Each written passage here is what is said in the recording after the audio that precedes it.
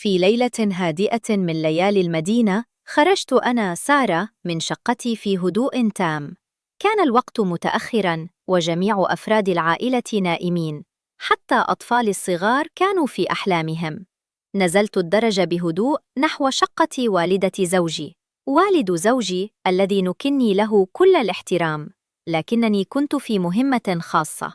لقد نسيت هاتفي المحمول في شقته بالخطأ عندما نزلت إليه في المساء لأحضر شيئاً.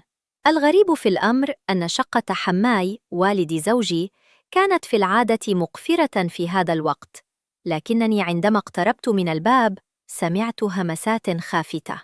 توقفت مكاني، قلبي بدأ يدق بعنف. أعدت فتح الباب بهدوء. كنت أظن أنني سأجد والده نائماً في غرفته، لكن الصوت كان قادماً من الداخل، وبالتحديد من غرفة المعيشة. اتجهت نحو الصوت بحذر، وفجأة تجمدت في مكاني. لم أصدق عيني. كانت ناهد، جارتنا التي تسكن بجوارنا، متزوجة ولديها أولاد، تجلس مع حماه في شقته في هذا الوقت المتأخر. هي لا تملك أي صلة قرابة بنا. كيف دخلت؟ كيف وصلت إلى هنا بهذه السهولة؟ كان الأمر بمثابة صدمة لي. وقفت متجمدة، لا أصدق أن عيني ترى ما تراه. شعرت أن الكون يدور حولي. تراجعت إلى الخلف بخفة وكتمت أنفاسي حتى لا يشعروا بوجودي. صعدت إلى شقتي بسرعة وأنا أحدث نفسي: أكيد أنا مخطئة، أكيد هي جت تطمن عليه أو عندها حاجة معينة. حاولت أن أنسى ما رأيت، ولكن السؤال ظل يؤرقني: ماذا تفعل ناهد في شقة حماه في هذا الوقت من الليل؟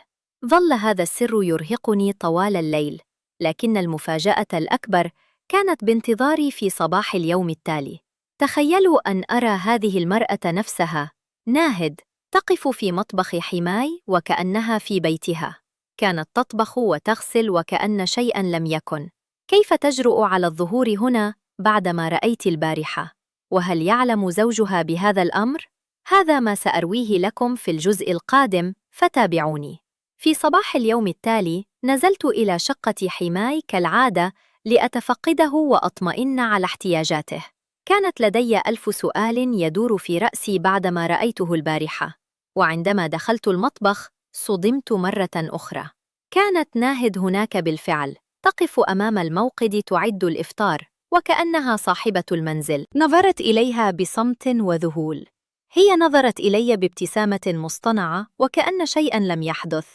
شعرت بدمائي تغلي، وقلت في نفسي: بالنهار بتعملي حاجة وبالليل بتعملي حاجة تانية. اقتربت منها ببرود وحاولت أن ألمح لها أنني رأيتها. بدأت أتحدث معها بطريقة غير مباشرة: وحشتيني يا ناهد، طول عمرك بتساعدي الناس كده حتى في الليل؟ قالت باستغراب: الليل؟ لا، أنا بنزل في الصباح بس. قلت لها بابتسامة ساخرة: لا بجد، المجهود اللي بتعمليه يستاهل التقدير. طول الليل وانتي شغالة وبالنهار كمان، انتي فولاذ ولا ايه؟ شعرت بأنها بدت مرتبكة قليلاً، لكنها سرعان ما تجاهلت كلامي وأكملت عملها. تركتها وذهبت إلى حماي الذي كان جالساً في غرفته. قلت له: أبو العيال، شكلك مرتاح دلوقتي مع ناهد، بقالها فترة بتشتغل معاك كده؟ نظر إلي بصرامة وقال: هي بتساعدني بشهر بفلوس، ودي حاجة تخصني، ما تدقيش أنفك في شؤوني. خرجت من عنده وأنا أشعر بأن هناك قصة أكبر من مجرد خادمة. كيف لامرأة متزوجة أن تعمل بهذا الشكل المتأخر دون أن يثير ذلك الشبهات؟ ولماذا كل هذا التكتم من حماي؟ قررت أن أراقب الأمور عن كثب، خاصة في الليل، وبدأت خطة المراقبة. كل ليلة كنت أنتظر حتى يخلد أطفالي إلى النوم، وأنزل لأجلس على آخر درجة في السلم مراقبة الباب. وفي إحدى الليالي حدث ما كنت أتوقعه.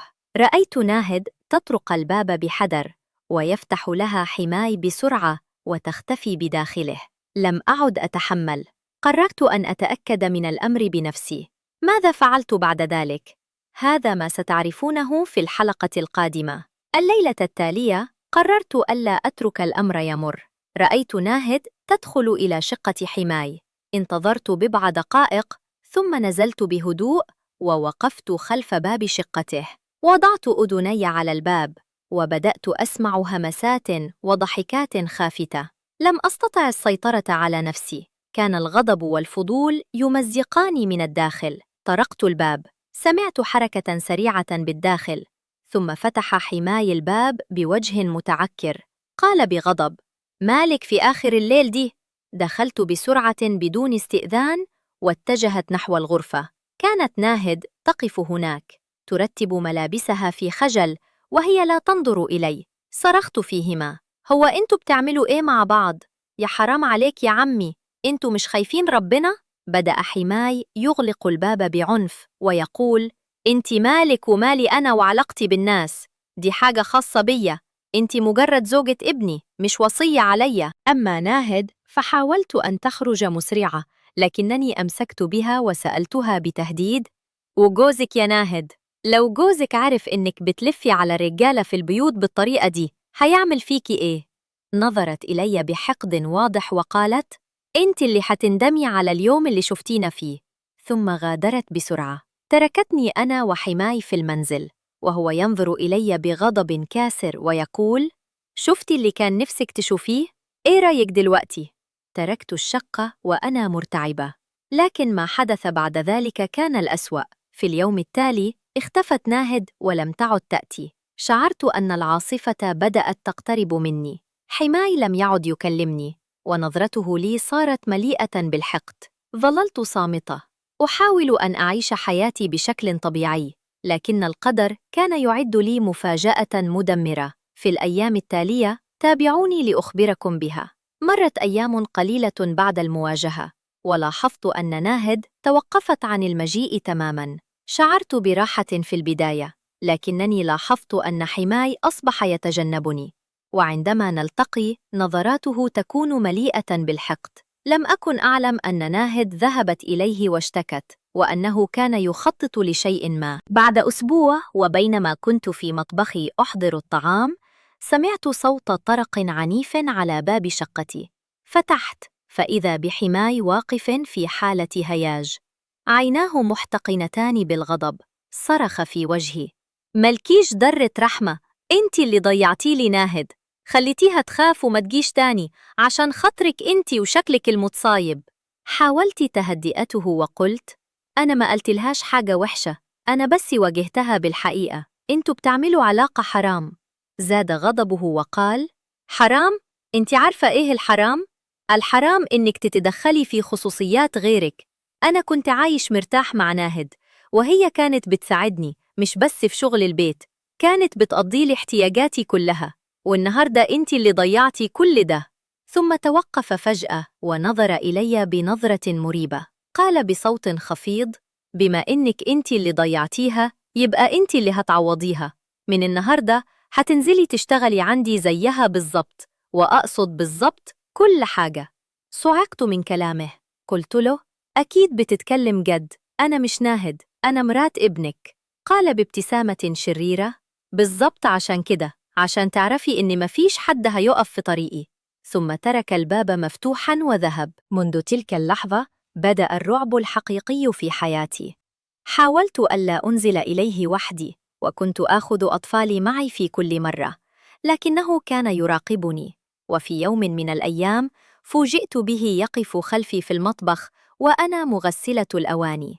شعرت بأنفاسه على رقبتي ويديه تحاولان الاقتراب. ما حدث في تلك اللحظة كان بمثابة صاعقة غيرت حياتي. التفاصيل في الحلقة القادمة. لم أنس تلك اللحظة أبداً. كنت في مطبخ حماي أنظف الأطباق بعد أن أكلت مع أطفالي هناك، في محاولة مني لئلا أترك أي فرصة له للانفراد بي. فجأة شعرت بشيء غريب. التف خلفي بسرعة، وجدته يقف على بعد خطوات مني. اقترب أكثر، وضع يده على كتفي. صرخت فيه: بتعمل إيه؟ سيبني! قال بصوت خافت وشرير: هي أنت فاكرة إنك هتطلعي براحتك؟ ناهد كانت بتعمل كل حاجة، مش بس شغل البيت، والنهاردة دورك تعملي كل حاجة. حاولت أن أهرب، لكنه أمسك بذراعي بقوة. حاولت أن أصرخ بأعلى صوتي. صرخت: سيبني، سيبني، هموت وأعملها. صراخي كان عالياً لدرجة أنه خاف من أن يسمعني أحد الجيران أو أولادي الذين كانوا يلعبون في الصالة. ترك ذراعي فجأة وقال مهدداً: كلمي حد وهتلاقيني جبهالك من حيث ما تتوقفيش. ركبت إلى أولادي وأخذتهم إلى شقتنا بسرعة. أغلق الباب بقوة ووضعت الترباس. جلست أتنفس بصعوبة وأنا أبكي. كيف لي أن أعيش في نفس البناء مع هذا الرجل؟ شعرت بالذنب لأنني كنت سبباً في طرد ناهد، فوجودها كان يبعده عن التفكير فيه.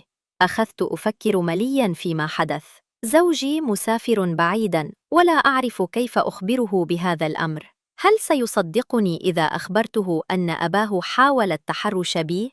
أم سيعتبرني مبالغة؟ في تلك الليلة نمت وأنا ممسكة بهاتفي، واضعة كرسياً أمام الباب، خائفة من أن يأتي في أي لحظة. مرت الأيام وأنا أعيش في جحيم الخوف والترقب. أصبحت لا أنزل إلى شقته أبداً، وبدأت أرسل أطفالي لقضاء احتياجاته البسيطة حتى لا أكون وحدي. لكني كنت أعلم أن هذه الحلقة المؤقتة لن تستمر. كان يتربص بي كالوحش ينتظر اللحظة المناسبة. وفي إحدى الليالي بينما كان أطفالي نائمين، سمعت صوتاً غريباً. كان الباب الخلفي للشقة يحاول أحدهم فتحه من الخارج. ماذا حدث بعد ذلك؟ الحلقة الأخيرة والأهم. سمعت الصوت مرة أخرى. كان محاولة فتح الباب الخلفي. قلبي كاد يتوقف. نظرت من ثقب الباب.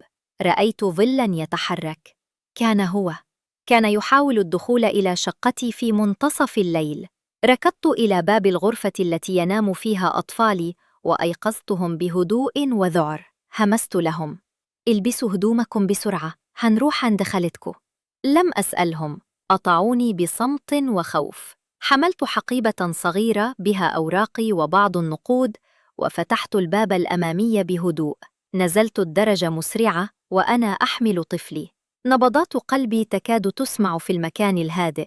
خرجنا إلى الشارع واتجهنا مباشرة إلى منزل أهلي. في الطريق اتصلت بزوجي ولم أهتم بفارق التوقيت. بكيت في الهاتف وقلت له: يا إما تيجي بكرة الصبح وتاخدنا، يا إما مش هتشوفني ولا تشوف عيالك تاني. شرحت له باختصار ما حدث من بدايته حتى محاولة اقتحام الباب.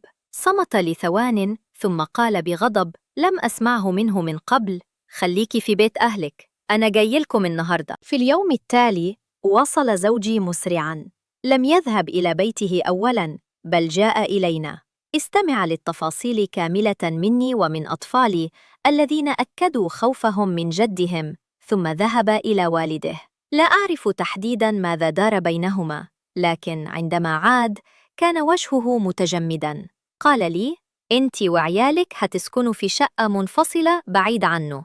هو حيسافر عند إخواته في البلد، مش حيرجع تاني. شعرت براحة كبيرة. لم يعد حماي إلى حياتنا بعد ذلك. أدركت أن الصمت كان سيقتلني، وأن مواجهتي للحقيقة كانت خلاصي.